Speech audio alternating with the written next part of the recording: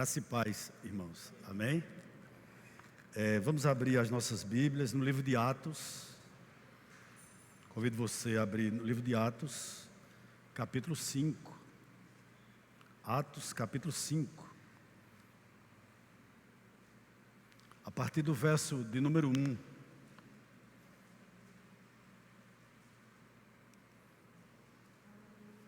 Nós vamos ler do verso 1 até o verso de número 11. Amém?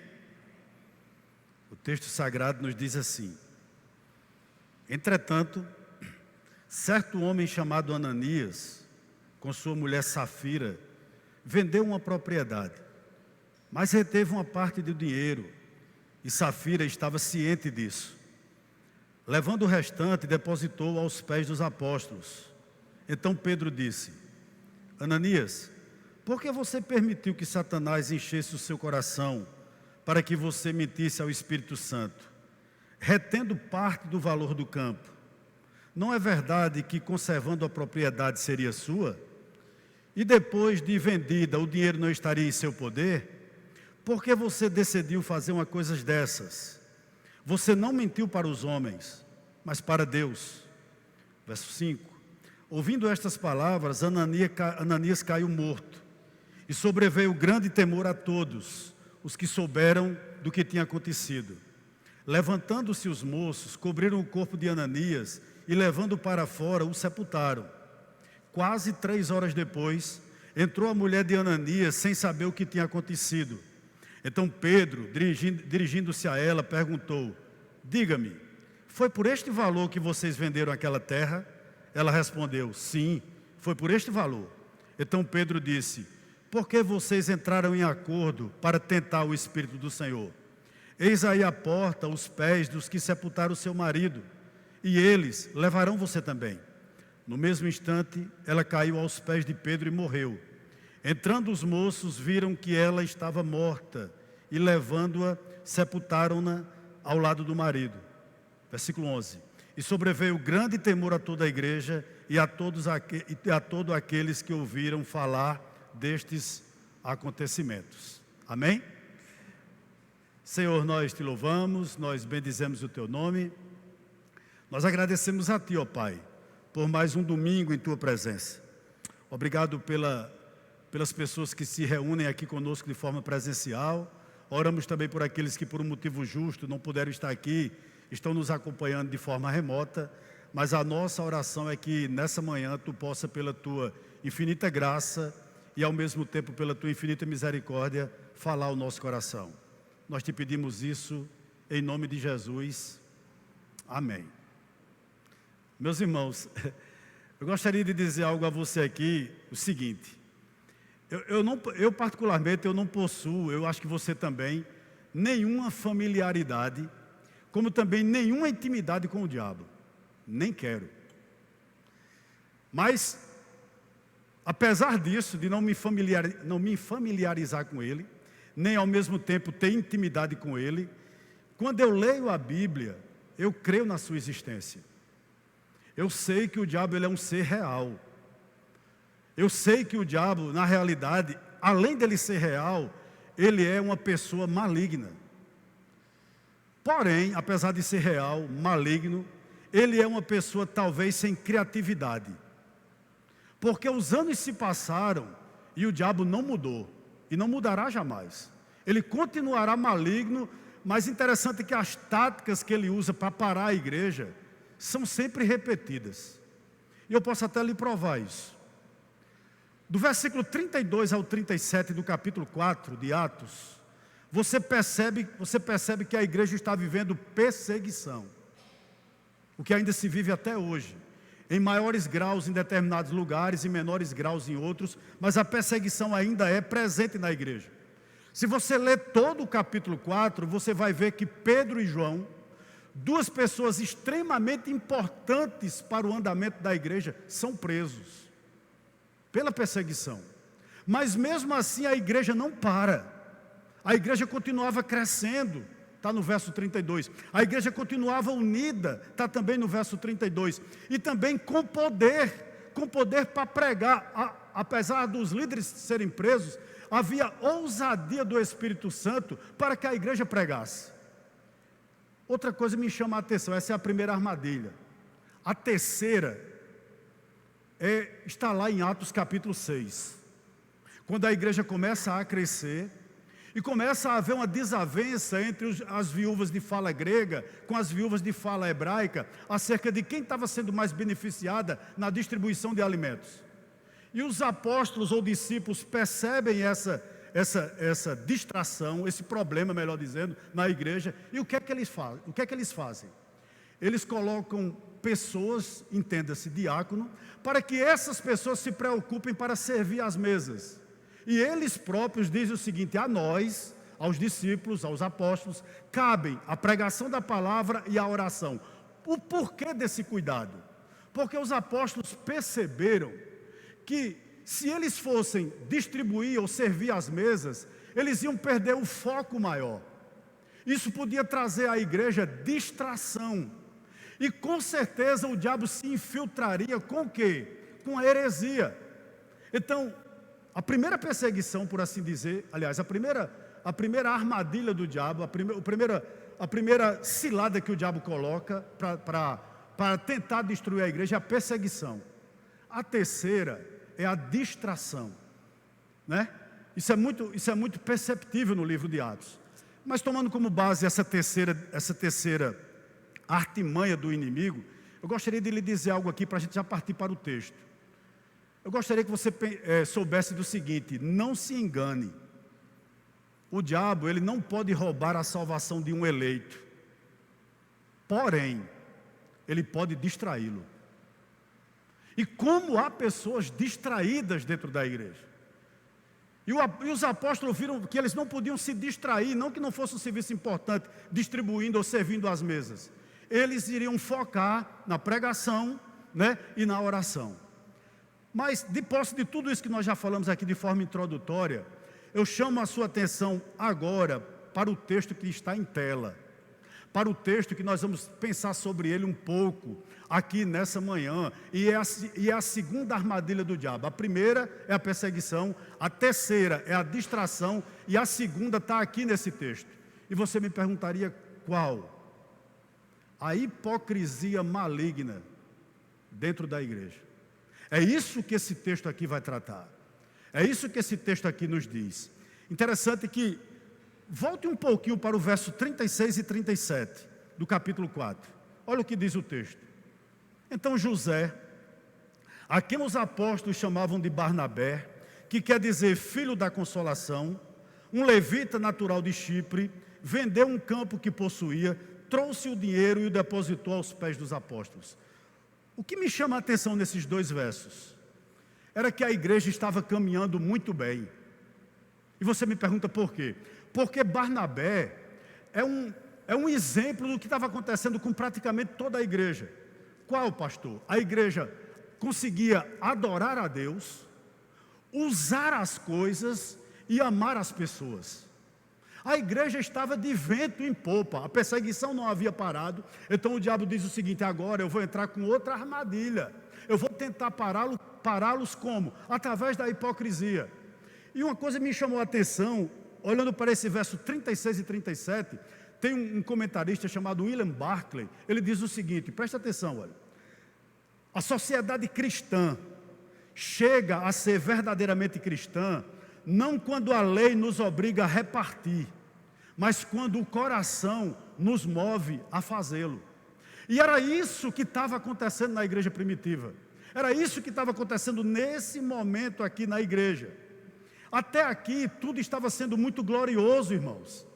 Porém, o nosso adversário furioso, ele começa a articular outra estratégia para parar a igreja.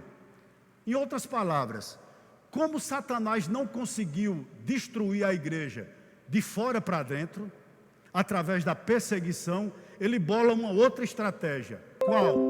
Eu vou destruir a igreja de dentro para fora. Essa era a artimanha dele aqui. Eu vou atacar a igreja de dentro para fora. E você me perguntaria como? Semeando no meio do joio. aliás, no meio do trigo, o joio. E é exatamente isso que ele faz nesse texto. Chama a sua atenção para o verso 1 e 2 do capítulo 5. Olha o que o texto sagrado nos diz. Entretanto, veja que é uma conjunção de adversidade, adversativa. Poderia estar aqui, porém, mas, ou seja, exatamente oposto à atitude de Barnabé. Entretanto, certo homem chamado Ananias, com sua mulher Safira, vendeu uma propriedade, mas reteve uma parte do dinheiro, e Safira estava ciente disso, levando o restante, depositou aos pés dos apóstolos. O que me chama a atenção aqui, meus irmãos, a primeira coisa que me chamou a atenção lendo esse texto, foi a pergunta que eu me fiz: quem eram Ananias e Safira? Que pessoas eram essas? Eu posso lhe responder. Eles eram pessoas que tinham cartão de membro na igreja. Possivelmente eram pessoas batizadas. Pessoas que ouviam sermões como eu e como você. Que faziam a mesma profissão de fé de Barnabé. A profissão de fé de Ananias e de Safira não era diferente de Barnabé. Era a mesma. E isso aqui foi o que me chamou a atenção. Eles cantavam, eles oravam, eles tinham a mesma linguagem de fé, acreditavam nas mesmas coisas que Barnabé, que Pedro, que João, que os demais apóstolos acreditavam. Mas a pergunta que eu me fiz também, com base nesse verso 1 e 2, foi a seguinte: qual a motivação que levou Ananias e a Safira a vender a sua propriedade? Ou em outras palavras, será que foi a filantropia? Será que foi a vontade de ajudar os necessitados? Será que foi o seu amor pelas causas sociais? Eu diria a você que não. O motivo pelo qual eles venderam o seu campo, a sua propriedade, não foram esses. E você me perguntaria quais? Eles fizeram isso para buscarem louvores dos homens e reconhecimento por parte das pessoas. Na realidade, eles venderam aquele campo, tanto Ananias quanto Safira, para serem elogiados. Eu fiquei pensando o seguinte: meu Deus, quando Barnabé entrou com aquele saco de dinheiro na igreja, para entregar aos pés dos apóstolos, toda a igreja deve ter dito: mas que homem desprendido, que testemunho formidável, que cristão maravilhoso, faz jus ao seu nome, né? Barnabé, filho da consolação, que homem preocupado com o bem-estar dos outros. Ananias e Safira percebeu isso. A entrada de Barnabé na igreja com aquele saco de dinheiro despertou no coração de Ananias e Safira um sentimento maligno. E você me perguntaria qual, né? O desejo de também serem reconhecidos. O desejo de também serem aplaudidos. E isso foi e ainda é terrível. Por quê? Porque a hipocrisia, irmãos, ela é uma dissimulação deliberada. Em outras palavras, o que é a hipocrisia? É a tentativa que muitos de nós temos de fazer com que as pessoas acreditem que nós somos mais espirituais do que na realidade nós somos. Como há pessoas que tentam transparecer uma espiritualidade que não é verdadeira quando ela está no quarto. Quantas pessoas que tentam mostrar uma espiritualidade em público, que na realidade, no particular, no secreto, elas não têm. Esse era o grande problema deles. E você me perguntaria: pastor, por que isso é perigoso? Porque todas as vezes que nós fazemos qualquer exercício espiritual, e eu vou lhe dar base bíblica para isso. Por exemplo, lá em Mateus 6, do 1 ao 6, também em Mateus 6, do 16 ao 18, quando jejuavam, quando oravam, buscando o aplauso dos homens, Jesus disse o seguinte: ei, não orem como os fariseus, não jejuem como os fariseus, porque na realidade eles já receberam a sua recompensa, e a recompensa não era serem respondidos nas orações, mas eram os aplausos dos homens. Então qual é o ponto aqui? Existe uma tentação, Calvino já disse isso, né? Que o nosso coração, ele é uma fábrica de ídolos. Existe no nosso coração, irmãos, um sentimento muito fácil de ser despertado. E você me perguntaria qual? Ao praticarmos qualquer coisa para Deus, seja orar, seja jejuar, seja pregar, seja dar uma oferta, nós desviarmos o olhar de Deus, ou para Deus, e começarmos a focar o nosso olhar nas pessoas. O que as pessoas acharam? O que elas vão dizer sobre mim? Será que elas gostaram da forma que eu preguei? Será que gostaram da forma que eu orei? Será que o pastor falou daquela oferta que eu dei? Ou será que o pastor deu uma oferta também, querendo aplauso? Existe isso no nosso coração, porque o nosso coração ele é caído. Esse é o grande problema. E eu gostaria de dizer a você, esse tipo de hipocrisia é uma hipocrisia sutil. Por quê? Porque ela ameaça permanentemente a nossa fé, ou a nossa vida de fé. Queridos, Pedro não denuncia apenas a falta de honestidade desse casal. Não só isso. Pedro denuncia, além da falta de honestidade, a falta de integridade. Eu gostaria que você pensasse o seguinte: não era uma questão de dinheiro, não se tratava aqui de valor, não se tratava aqui de saco maior, saco menor do que o de Barnabé em relação a dinheiro, era uma questão de integridade. Eles são repreendidos porque eles estavam demonstrando uma coisa, ou tentando demonstrar uma coisa que na realidade eles não eram, porque eles não eram apenas avarentos, eles eram ao mesmo tempo ladrões e mentirosos. Sabe qual é o ponto aqui? Eu não ia pregar esse texto.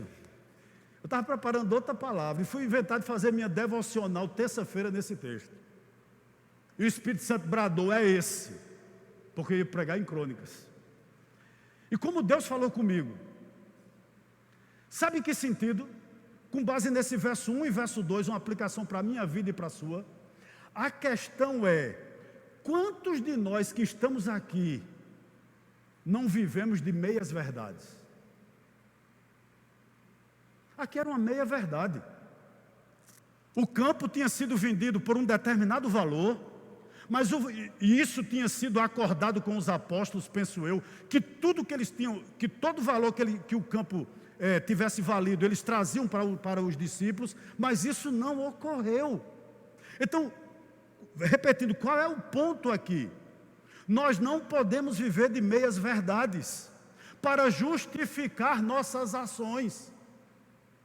Mas hoje, infelizmente, nós somos politicamente corretos. Isso acontece talvez com todos nós, comigo, com você, eu não sei, mas às vezes até para manter-se uma amizade, para manter-se um ministério, para manter alguém dentro da igreja, irmãos, a gente conta meias verdades. São meias verdades desde que você não saia, são meias verdades desde que eu não lhe fira, são meias verdades para não lhe ferir, para não me ferir, para não comprometer o meu nome. Essa é a grande realidade. Eu fui pregar ali num texto em Colossenses, e eu citei Colossenses 1,10. Eu vou citar para você. E Russell Shedd, analisando Colossenses 1,10, eu vou citar o texto para você saber o que eu quero dizer com isso. Paulo diz o seguinte, e aí vai a análise de Russell Shedd. Dessa maneira, vocês poderão viver de modo digno do Senhor, para o seu inteiro agrado, frutificando em toda boa obra e crescendo no conhecimento de Deus. O pastor Russell Shedd, quando esse termo, que a gente poderá viver de modo digno do Senhor, sabe o que ele diz analisando esse texto? Ele diz que a nossa vida é uma balança. Coloque no prato da balança todas as suas palavras, todas as suas ações, todos os seus pensamentos. Aqui está o seu. Viver de modo digno é isso. Do outro lado da balança, coloque as palavras de Jesus, as ações de Jesus, os pensamentos de Jesus. Se a balança não ficar equilibrada, você não é digno do Senhor. Parece que o pastor Russell Shedd coloca o sarrafo de ser crente lá em cima, mas nós colocamos às vezes lá embaixo. Era esse ponto aqui que entendia Ananias e Safira. Eu posso contar uma meia verdade, eu posso contar uma meia mentira, e tudo vai passando, não é verdade? É a grande realidade aqui. Verso 3 e 4. Olha o que diz o texto sagrado. Então Pedro disse: Ananias, por que você permitiu que Satanás enchesse o seu coração para que você mentisse ao Espírito Santo, retendo parte do valor do campo? Não é verdade que conservando a propriedade seria sua? E depois de vendida, o dinheiro não estaria em seu poder? Por que você decidiu fazer uma coisa dessas? Você não mentiu para os homens, mas para Deus. Irmãos, o que me chamou a atenção aqui, lendo esse texto, foi o seguinte: eu não consigo ver um Pedro irado, não. Eu não consigo ver um Pedro vibrando para julgar Ananias e Safira. Eu não consigo. Eu consigo ver um Pedro firme, porém triste. Eu consigo nessa passagem aqui ver um Pedro, irmãos, firme no Senhor, contudo, com os olhos cheios de lágrima. Por quê? Porque é muito triste para quem ama o Senhor ver que pessoas que congregam no mesmo rebanho que ele estão perdidos. Me permita um parênteses. Minha prima, que teve um AVC, faleceu sexta-feira à noite. E ontem eu fui ao velório. E tinha algo em torno de talvez 70, 50 pessoas da minha família, toda a minha família lá. Nenhum crente. Nenhum. Tudo perdido. Tudo no engano. E eu chegava em casa comentando com o Ritinho, eu digo, como a gente perde oportunidade. Isso dói, irmãos. Saber que ela não está mais conosco aqui. E partiu sem Cristo. Isso corta o coração de qualquer pessoa. Mas voltando aqui para o texto, quem é, com base no verso 3, por favor, olha, quem é que está por trás de Ananias? Quem é que está por trás de todo esse imbróglio? Quem é que Pedro detecta atrás da vida de Ananias, atrás da vida de Safira, atrás das suas atitudes? Quem? Satanás. Uma coisa que muito me chamou a atenção aqui: de quem era a culpa? Do pastor Pedro, do pastor João? A culpa era de Ananias e Safira. Pedro é muito claro no verso 3. Olhe para o verso 3, por gentileza. Então Pedro disse: Ananias, por que você o quê? Permitiu que Satanás enchesse o seu coração. O que Pedro está dizendo a Ananias, olhando nos olhos dele, olhando nos olhos da esposa dele? Disse: Ananias, você deu brecha. Satanás está dentro do coração. Em outras palavras, é o inferno que lhe motiva. É o inferno que motivava Ananias, era o inferno que motivava a esposa dele. Irmãos, que coisa triste, eu pensava sobre isso. Todas as vezes que eu falo uma meia verdade, eu estou sendo motivado não pelo céu, mas pelo próprio Satanás. Veja que coisa triste. Interessante que a Bíblia diz em Efésios 4:7 o seguinte: não deem lugar ao diabo. Os irmãos conhecem o texto, né? Mas há outro texto que muito fala ao meu coração, está lá na carta de Tiago, capítulo 4, verso 7. O texto diz o seguinte: portanto, sujeitem-se a Deus, mas resistam ao diabo, e ele fugirá de vocês. Em outras palavras, somente quem se submete a Deus pode resistir ao diabo. E você poderia dizer: pastor, como é que eu faço para não dar brecha para que Satanás possa encher meu coração? Com a hipocrisia, entre outras coisas. Eu tenho uma receita para você, eu tenho uma receita para mim. Primeiro ponto, tomando como base Tiago 4:7. Sujeitem-se a Deus.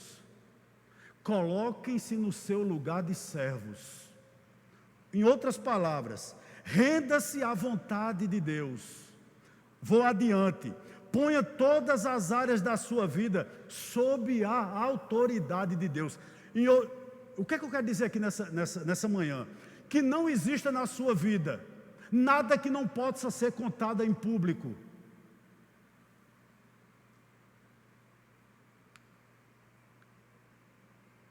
Se há algo na sua vida que você não pode contar em público, muito possivelmente isso é pecado. Isso tem que ser extirpado. E você me perguntaria o seguinte: por que, pastor, eu não devo ser um Ananias e um Safira? Eu vou adiante, porque eu também não devo ser. Eu chamo a sua atenção, eu gostaria que você abrisse comigo esse texto. Vamos lá para o Evangelho de Lucas, por favor, irmãos. Capítulo 17, o verso 1 e o verso 2.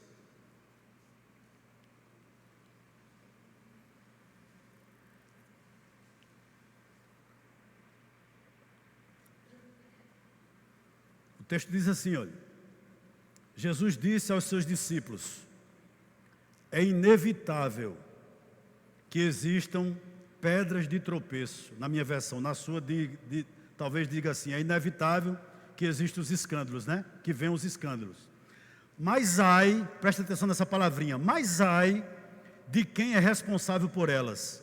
Seria melhor para esse que uma pedra de moinho fosse pendurada ao seu pescoço e fosse atirado no mar, do que fazer tropeçar um destes pequeninos. A igreja estava crescendo. Aqui nesse texto que nós estamos analisando, estava assim de pessoas pequeninas na fé.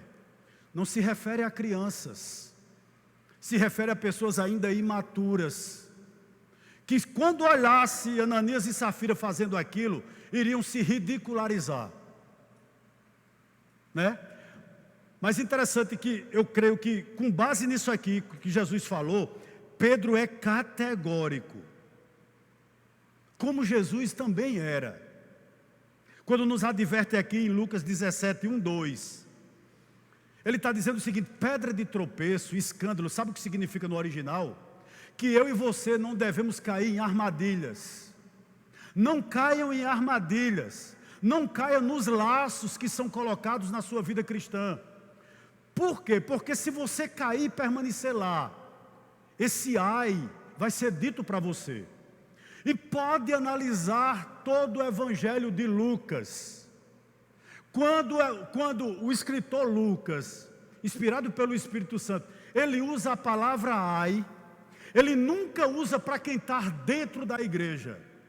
Ele só usa para quem está do lado de fora. E eu vou lhe provar. Olha as referências aí. Ela é usada para Corazim, Evangelho de Lucas, capítulo 10, verso 13. Ela é usada para os falsos profetas, o ai, capítulo 6, versos 24 ao 26. Ela é usada para os escribas e para os fariseus, Evangelho de Lucas, capítulo 11, 42 ao 52. Ela também é usada para Judas Iscariotes, capítulo 22, verso 22 do Evangelho de Lucas.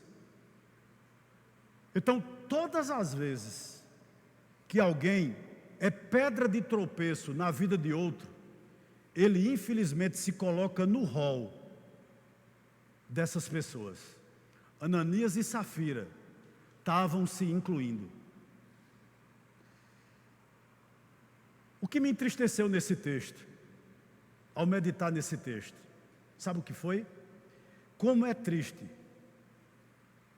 ver, perceber pessoas que um dia foram usadas, foram instrumentos de Deus, agora estão dando lugar ao diabo. Vocês não pensem que Deus não usou Ananias e Safira, possivelmente sim, como usou Saul. Estão lembradas? Saul profetizava, como usou o próprio Judas Iscariotes, expulsava demônios, curava enfermos. Foi dado poder também a Judas. porém, se perdeu.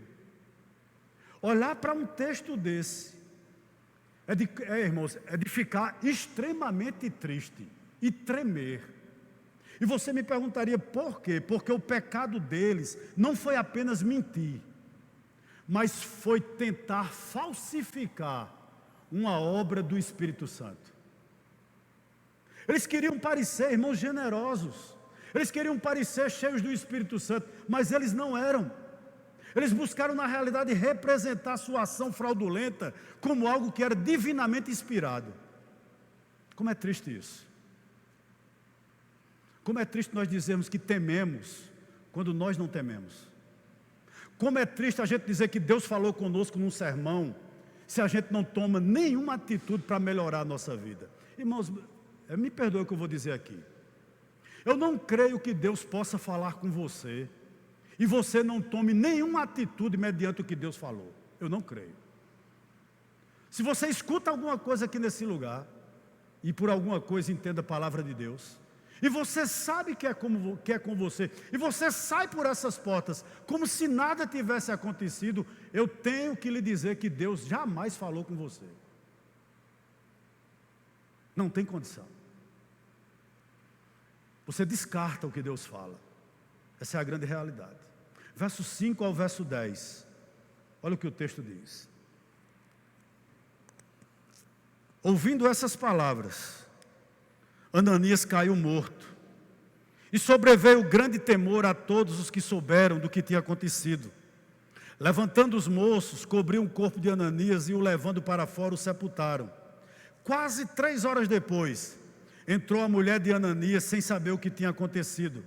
Então Pedro, dirigindo-se a ela, perguntou: diga-me, foi por este valor que vocês venderam aquela terra? Ela respondeu: sim, foi por esse valor. Então Pedro disse: por que vocês entraram em acordo para tentar o Espírito do Senhor? Eis aí à porta os pés do que sepultaram o seu marido, e eles levarão você também. No mesmo instante, ela caiu aos pés de Pedro e morreu. Entrando os moços, viram que ela estava morta, e levando-a, sepultaram-na ao lado do marido. O que a gente pode aprender do verso 5 ao verso 10 aqui nessa manhã? Que o pecado, embora oculto, muitas vezes até travestido de santidade, de piedade. Irmãos, vamos ser sinceros.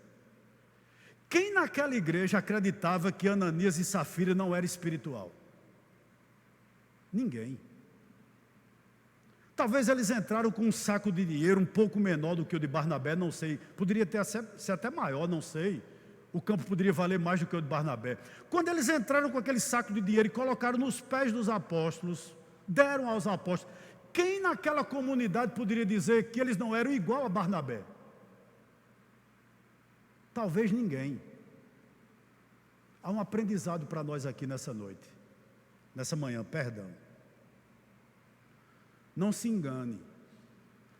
Tudo o que nós fazemos em secreto, mesmo tendo uma áurea de santidade, não vai ficar oculto. Um dia será revelado. Pode ser que não seja nem aqui na terra, mas naquele grande dia, nós vamos enfrentar o tentador. Está lá em Colossenses capítulo 4, o vingador, com V maiúsculo está lá, em Colossenses capítulo 4. Uma coisa me chama a atenção aqui, assim como Jesus, irmãos, exerceu juízo sobre aquela figueira sem fruto, Ele vai exercer sobre nós também. Essa é a grande realidade desse texto. Você poderia me perguntar: pastor, Deus foi muito duro? Será que Deus foi muito severo? Eu digo a você que não, e vou lhe explicar daqui a pouco. Mas antes eu gostaria de dizer a você o seguinte: qual era a diferença entre Barnabé e Ananias e Safira? O que diferenciava eles? Com certeza, não era o dinheiro, não era a quantidade do dinheiro, mas a intenção do coração. Olha, o que perturbou Pedro? Eu vou além. O que perturbou o Espírito Santo? Você pode me responder?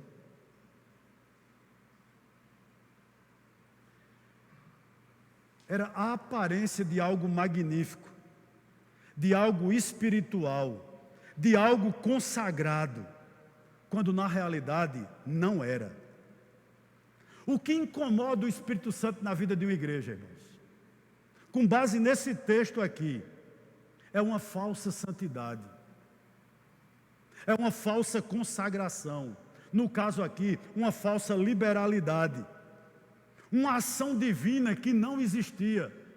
Veja bem, eles mentiram a quem? Eles mentiram ao Espírito Santo, e o Espírito Santo é o próprio Deus, e isso não era admitido, isso não é admitido. Você percebe que aqui, Pedro viu a teologia da prosperidade? Sim.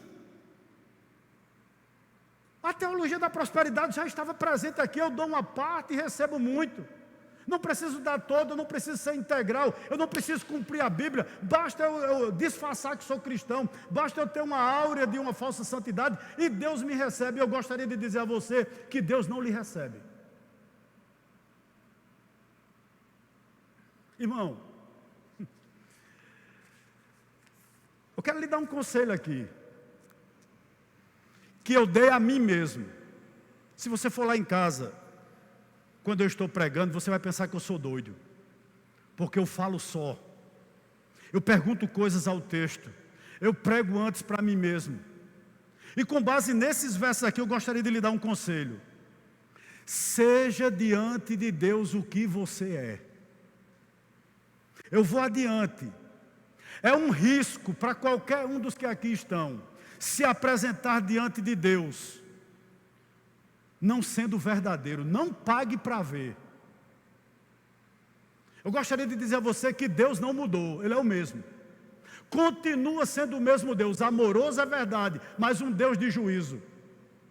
Às vezes eu fico me perguntando, por que as coisas em determinadas igrejas não andam?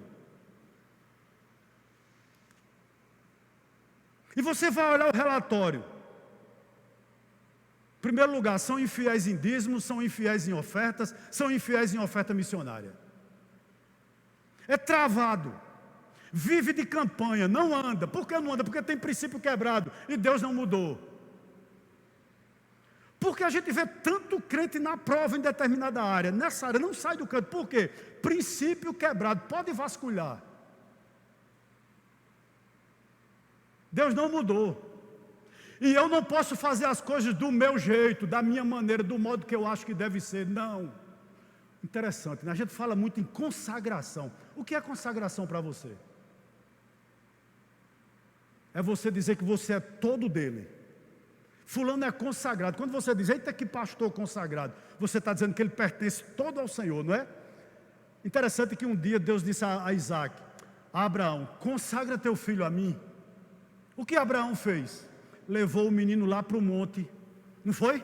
Colocou o menino todinho naquela fogueira, amarrou ele, levantou o cutelo. Quando ia matar, uma voz bradou: não é ele não, tem um cordeiro ali para lhe substituir. Mas uma coisa me chama a atenção: na consagração de Isaac, quem mandava? Era Abraão ou era Deus? Deus. Em toda consagração nós não temos a capacidade de dizer a Deus como Ele deve fazer. Quem manda é Deus. E não tente fazer as coisas da sua maneira, da minha maneira. Você tem que fazer da maneira que Deus mandou. Ou faz da maneira como Deus ordenou, ou as coisas não andam. Ele é o mesmo Deus do Antigo Testamento. Estão lembrados? Interessante que lá em Levítico capítulo 10, verso 1 e 2, né? Os filhos de Arão, Nabade e Abiú, foram oferecer fogo, né? Sacrifícios ao Senhor, mas a Bíblia diz que era fogo estranho, e lá mesmo eles ficaram. Aqui, Ananias e Safira estavam querendo oferecer fogo estranho ao Senhor, por essa razão eles morreram. Posso lhe dizer algumas verdades aqui com base no verso 5 ao verso 10? Analisando esse texto aqui, parece-me que Deus ainda coloca algumas condições para que a gente se achegue a Ele. Essa é a grande realidade desse texto. E você me perguntaria por quê? Porque toda consagração pela metade é uma mentira. Ou você é todinho dele, ou você não é dele. Ou você pertence, todas as áreas da sua vida pertence a ele. Ele reina. O pastor Hernando Dias Lopes diz uma coisa muito interessante, né? Ele diz o seguinte: Deus não é salvador daquele que ele não é Senhor. Ele precisa, em primeiro lugar, mandar na sua vida, ordenar na sua vida, lhe dizer o que deve ser tirado, o que deve ser colocado na sua vida. Se Deus não exerce essa presidência na sua vida, jamais Ele é seu Salvador. Ele não é seu Salvador. E eu vejo isso aqui nesse texto. E eu fazia essa pergunta: Senhor, por que a igreja primitiva crescia tanto?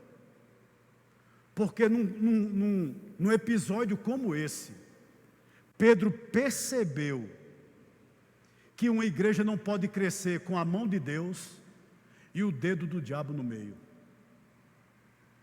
Esse pecado tinha que ser extirpado, embora fosse um pecado oculto, embora passasse para muita gente que era santidade, mas na realidade não era. Repito, tudo aquilo em nossa vida, irmãos, que há necessidade de permanecer oculto, das pessoas não saberem, cuidado, isso pode ser um pecado grave na sua vida. E há coisas na nossa vida que a gente tem que estar vivendo explicando, né? Se você explica uma determinada coisa muitas vezes, cuidado, isso pode ser um pecado grave na sua vida. Versículo 11, nós já estamos partindo para o final.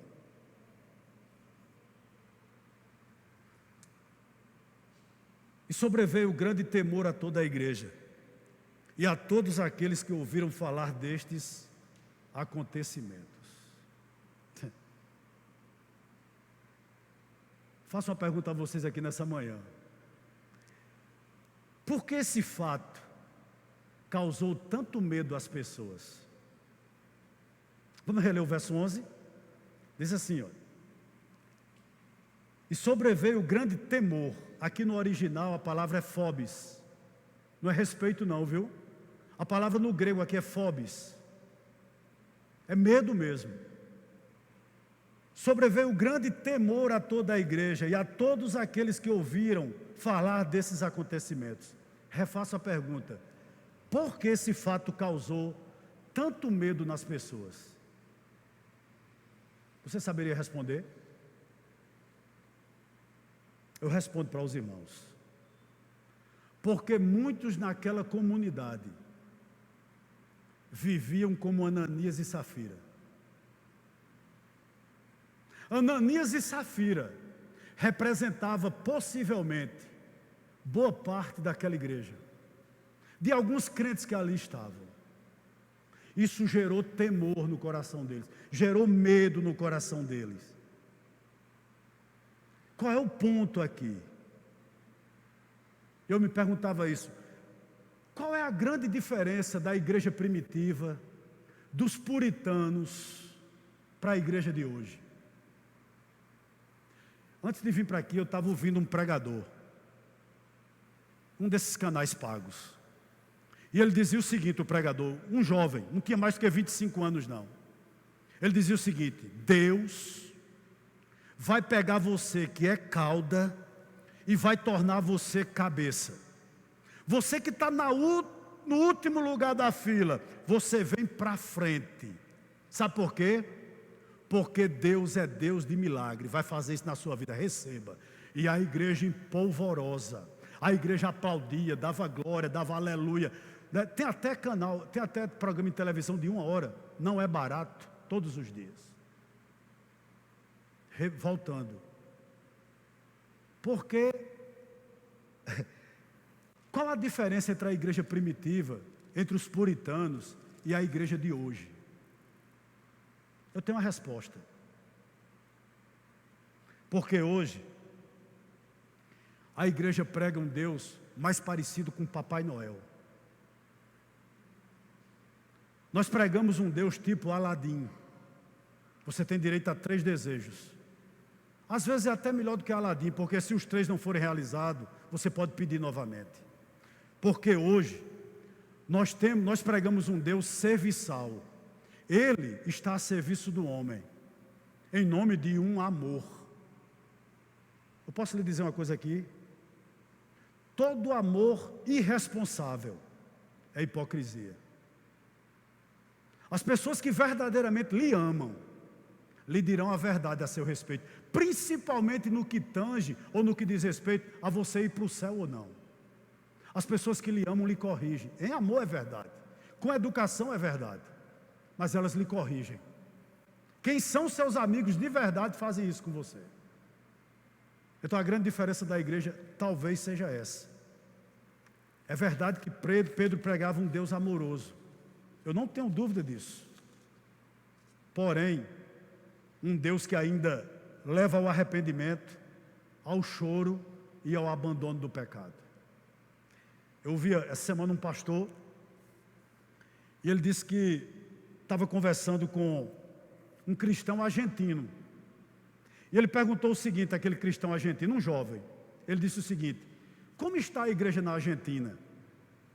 E a resposta daquele jovem foi o seguinte: com o temor do Senhor esfriando. E o pastor perguntou o seguinte: por quê? Por que a igreja da Argentina tem esfriado? A resposta daquele jovem: porque a igreja da Argentina está atrás dos seus sonhos. Será que é diferente da nossa? Quando eu digo da nossa, eu digo da igreja brasileira. Será que nós não estamos ainda atrás dos nossos sonhos? Eu acho interessante, irmãos. Eu não estou falando aqui com os jovens da nossa igreja, mas de uma forma em geral. Eu vejo jovem que aprende física, aprende química, aprende matemática, aprende derivada, limite, tudo. Mas quando se trata em teologia, tem que ter um culto light, porque tem dificuldade de aprender. Isso não entra na minha mente. Não consigo entrar essas coisas na minha mente. Aprendem tudo, mas com relação às coisas de Deus, tem dificuldade. Lamentável, né? Lamentável. E gostaria de dizer algo aqui para a gente já encerrar. Todos nós que estamos aqui, vocês são preciosos. Suas vidas são valorosas demais. Porém, a santidade na vida, ela ainda é requerida. Nenhum de nós que estamos aqui, a gente pensa que vai ver o Senhor sem santificação. É impossível você não ser santo e ver a Deus. É impossível. E como diz o pastor Paul Walsh, a maior prova de que você é santo é se você luta todos os dias com todas as suas forças para não pecar. Eu não estou dizendo que você não pode pecar. Como comumente é dito aqui, o pecado na vida de um salvo é um acidente. Não é mentindo de manhã, mentindo de tarde, mentindo de noite, dizendo meia verdade de manhã, meia verdade de tarde e meia verdade de noite. Não é. De maneira alguma. Nada na nossa vida, nada, pode ser desculpa para que a gente simule uma santidade. Nada. Nada pode ser desculpa.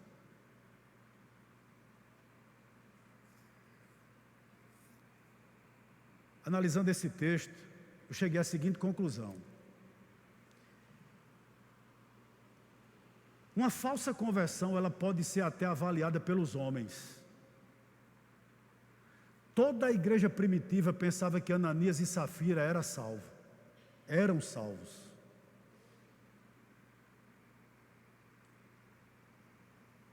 Posso lhe submeter a um teste hoje de manhã? Chegue em casa, olhe no espelho e faça uma pergunta a você mesmo. Eu nasci de novo?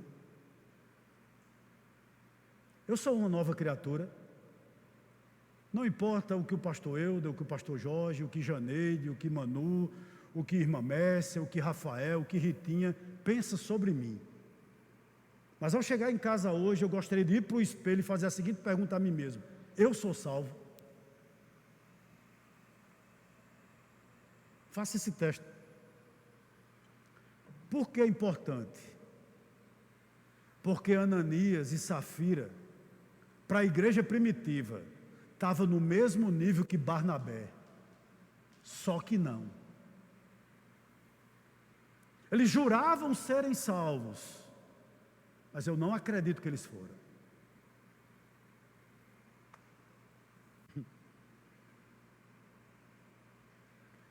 A gente vai terminar agora.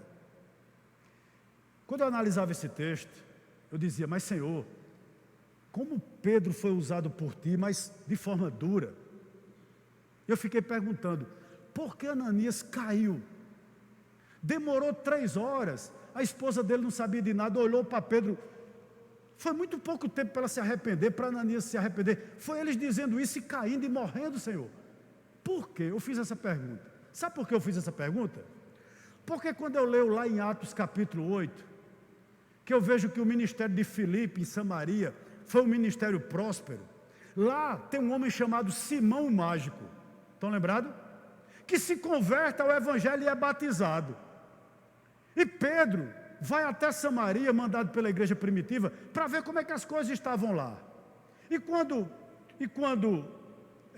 Simão o Mágico vê Pedro fazendo maravilhas, diz o seguinte, quanto é para eu ter esse dom?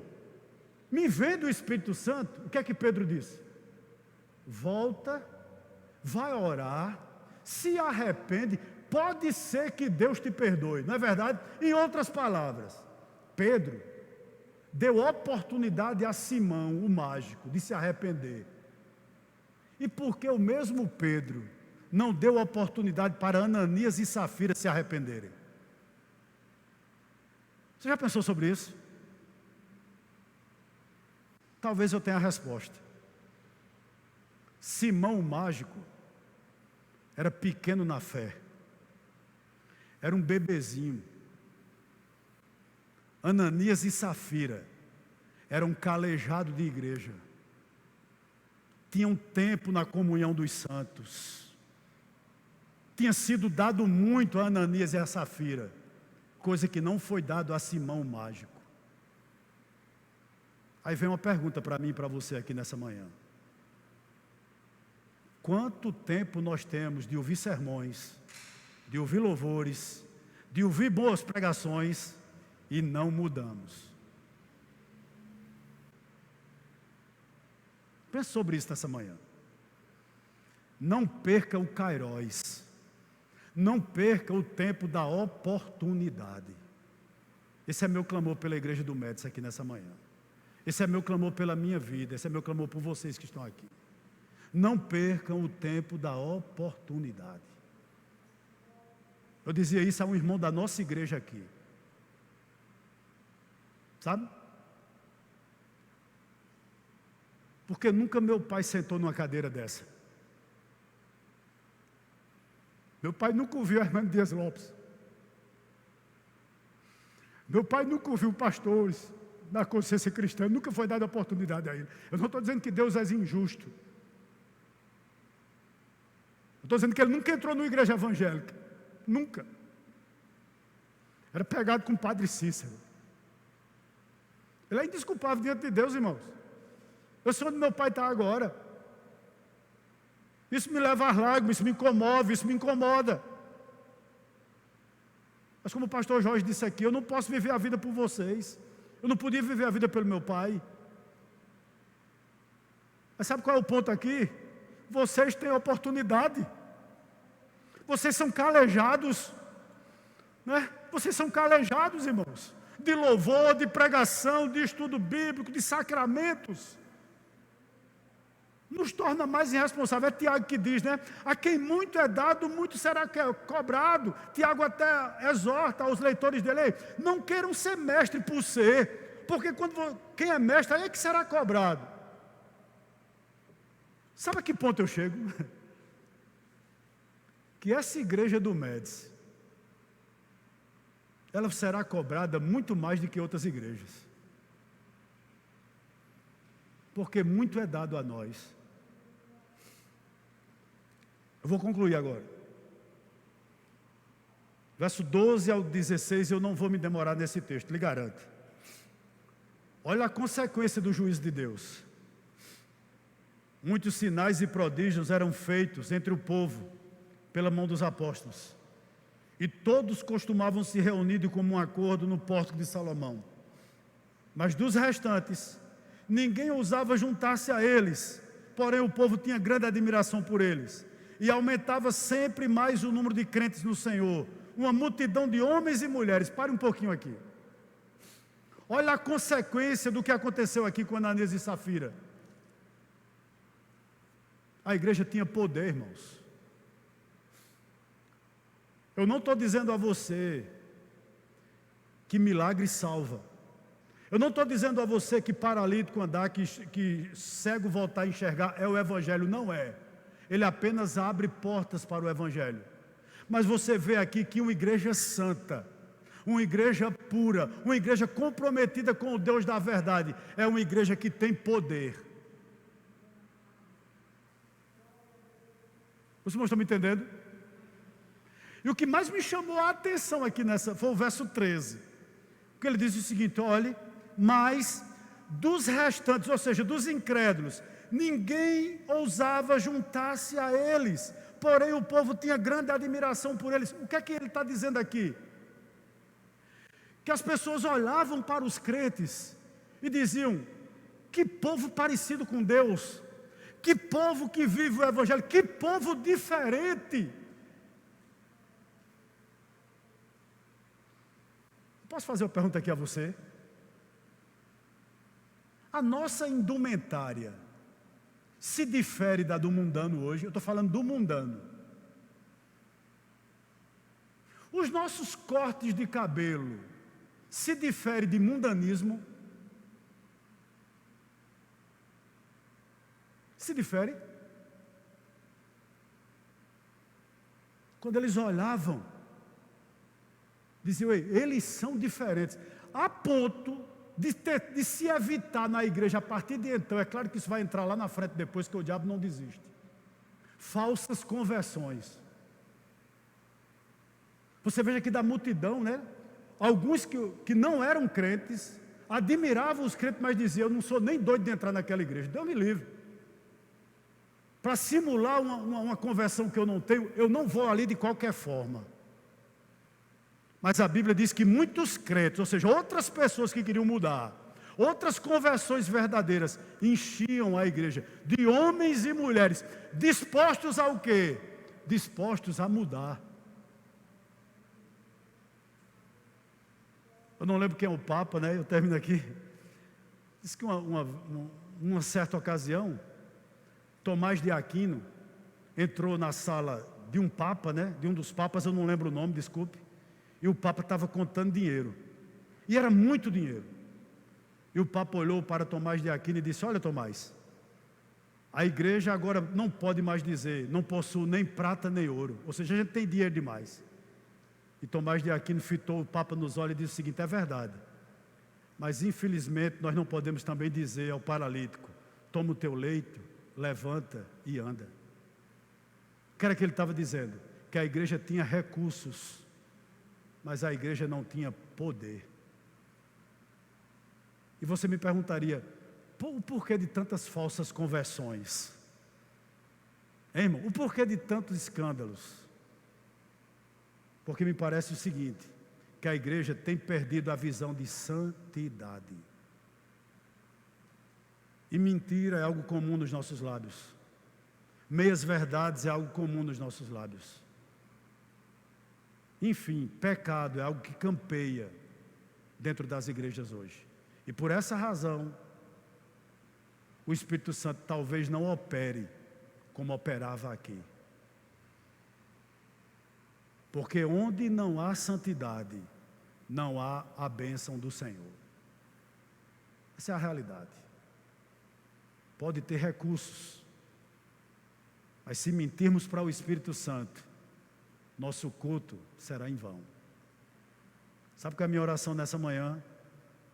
Que Deus me conceda a partir de mim graça, ousadia, discernimento para viver isso. É o que eu quero na minha vida. À noite nós cearemos, né? Eu espero que todos nós examinemos a nós mesmos e possamos participar desse momento.